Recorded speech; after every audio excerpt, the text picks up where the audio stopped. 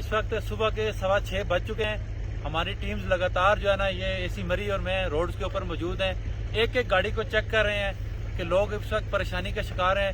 बर्फबारी जो है ना 3 फुट से ज्यादा हो चुकी है और दर्जनों के हिसाब से दरख्त जो है ना रोड के ऊपर गिरे हुए हैं। तमाम तर महकमे इस वक्त फुली तौर पर मुतहरक हैं स्याओं की जो है ना उनको एवैक्यूएट करने के लिए, उनको रेस्क्यू करके शहर से बाहर निकालने के लिए। आप लोगों से दरख्वास्त है कि आपने किसी तौर पे भी जो है ना वो पैनिक नहीं क्रिएट करना।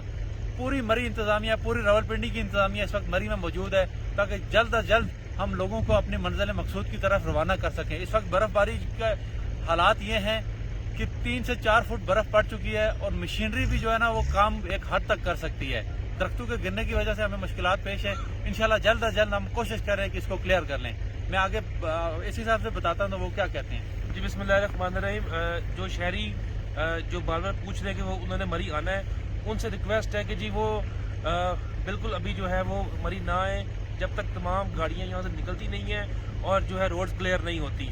और जो हमारे यहाँ पे शहरी जो मुश्किल में फंसे हुए हैं, हम उनके बिल्कुल साथ हैं। हम इस वक्त भी उनके साथ हेल्प कर रहे हैं और हमारे फ़ोन नंबर दिए गए हैं। किसी को कोई मुश्किल है, कोई फूड चाहिए, कोई क्लॉथिंग्स चाहिए, वो हमें फ़ोन कर सकते हैं और हम जो है पूरी कोशिश कर रहे हैं कि उनको एज सुन एज पॉसिबल यहाँ से इवैक्यूएट कर दें। बहुत शुक्रिया आपका।